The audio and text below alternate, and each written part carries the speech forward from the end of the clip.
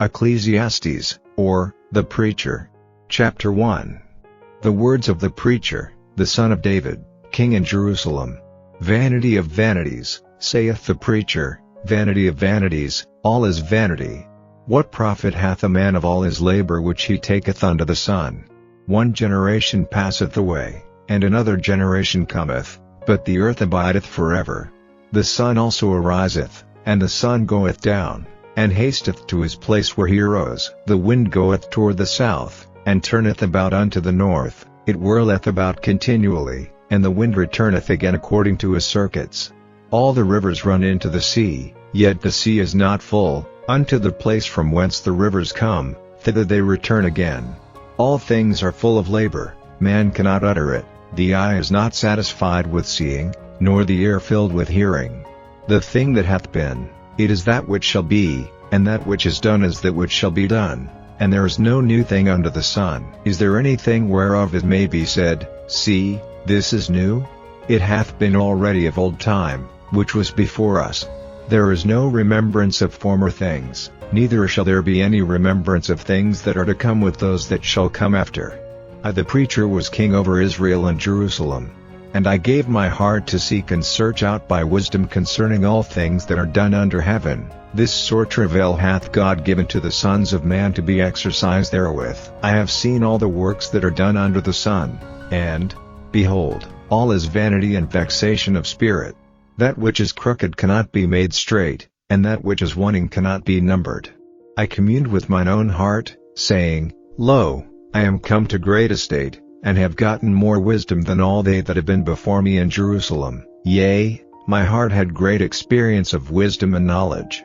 And I gave my heart to know wisdom, and to know madness and folly. I perceive that this also is vexation of spirit. For in much wisdom is much grief, and he that increaseth knowledge increaseth sorrow. Chapter 2.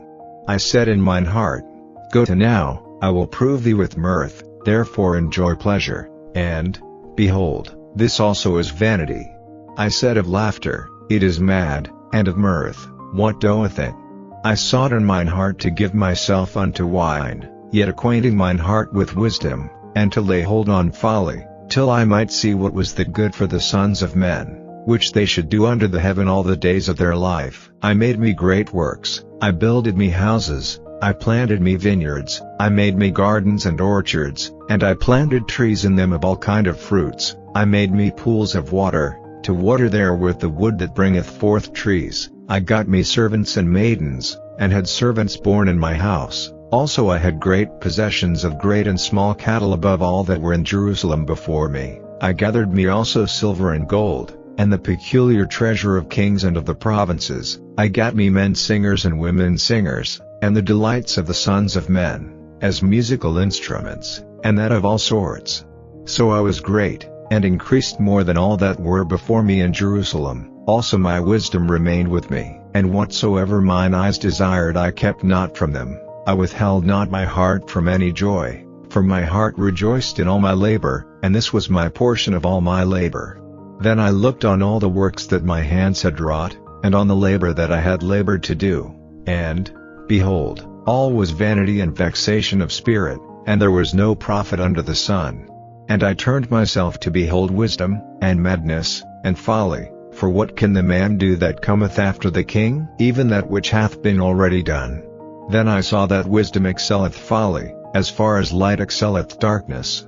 The wise man's eyes are in his head, but the fool walketh in darkness. And I myself perceived also that one event happeneth to them all. Then said I in my heart, As it happeneth to the fool, so it happeneth even to me, and why was I then more wise? Then I said in my heart, That this also is vanity, for there is no remembrance of the wise more than of the fool forever, seeing that which now is in the days to come shall all be forgotten. And how dieth the wise man? As the fool. Therefore I hated life, because the work that is wrought under the sun is grievous unto me, for all is vanity and vexation of spirit. Yea, I hated all my labor which I had taken under the sun, because I should leave it unto the man that shall be after me. And who knoweth whether he shall be a wise man or a fool? Yet shall he have rule over all my labor wherein I have labored, and wherein I have showed myself wise under the sun. This is also vanity. Therefore I went about to cause my heart to despair of all the labor which I took under the sun. For there is a man whose labor is in wisdom, and in knowledge, and in equity, yet to a man that hath not labored therein shall he leave it for his portion. This also is vanity and a great evil. For what hath man of all his labor, and of the vexation of his heart, wherein he hath labored under the sun? For all his days are sorrows, and his travail grief, yea, his heart taketh not rest in the night. This is also vanity. There is nothing better for a man, than that he should eat and drink, and that he should make his soul enjoy good in his labor. This also I saw, that it was from the hand of God. For who can eat, or who else can hasten hereunto, more than I? For God giveth to a man that is good in his sight wisdom, and knowledge, and joy, but to the sinner he giveth travail, to gather and to heap up, that he may give to him that is good before God. This also is vanity and vexation of spirit. Chapter 3.